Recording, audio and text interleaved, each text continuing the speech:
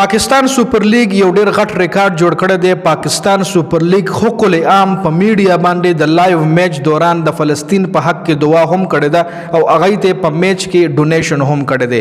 په پی ایس ایل نه ډیر خلکو بایکاټ هم په دې وجه کولو چې د دې سپانسرشپ چې کوم دی هغه کې اف سی او پیپسی ته ملاو شوی دی. د پیپسی او د کې اف سی په وجه باندې دغه عوامو چې کوم هغه د پی ایس ایل نه بایکاټ کولو په میډیا باندې هم ډیر زیات خبرونه تلل. خو چې اوس پی ایس ایل یو ښه اقدام کړی دی. د دې حواله سره به تاسو د چا ویډیو نه وی کتلی، نه به تاسو د چا پوسټ کتلی وي، نه به تاسو د چرته د غټ صحافي د دې حواله سره بیان کتلی وي. صرف زمونږ ملک چې کوم دی دا صرف نیگیټیویټي خورولو کې ډیر تکړه دی جی. غلط ریپورت غلط خبر په سکندونو کې لکه زنګل د اور غونته خوريږي. خو یو ښه اقدام یو پازیټیو خبر اب سو کوم نه شریک کوي. ګوره پرون چې کوم د پېښور زلمی ابل ورځ د پېښور زلمی او د ملتان سلطان میچ دوران د فلسطین چې کوم امبیسډر هغه ګراوند تر اغوستو یو منټ خاموشي هم د مسلمانانو په غم کې ټول ګراوند کې څومره هم کسانو یو منټ خاموشي اختیار کړي و. هغه نه پس د مسلمانانو په حق کې دعا هم شو. تاسو د تصویر په سکرین باندې ښکاري جی.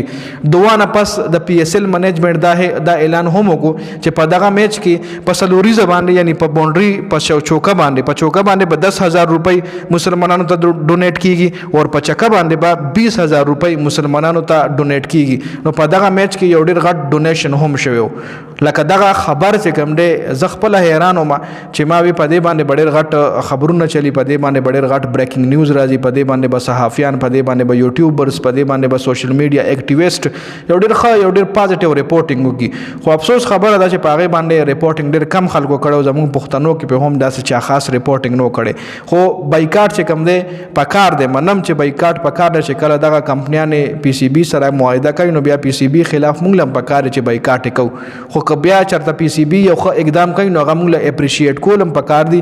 ایز ا مسلم چې مسلمانانو سره دومره غټه مرسته کیږي لکه په دغه میچ کې به تقریبا په دغه میچ کې کمې ډونیټ شي وي 4-5 لک روپۍ خو به ډونیټ شي په باونډریانو باندې په چوکو او چکو باندې. ځکه په دغه میچ کې پېښور زلمی 228 رنزونه کړي نو 228 کو ډېرې چوکې ډېرې چکې شاملې وي. باونډریانې پکې د پېښور زلمی له طرفې ډېرې وي.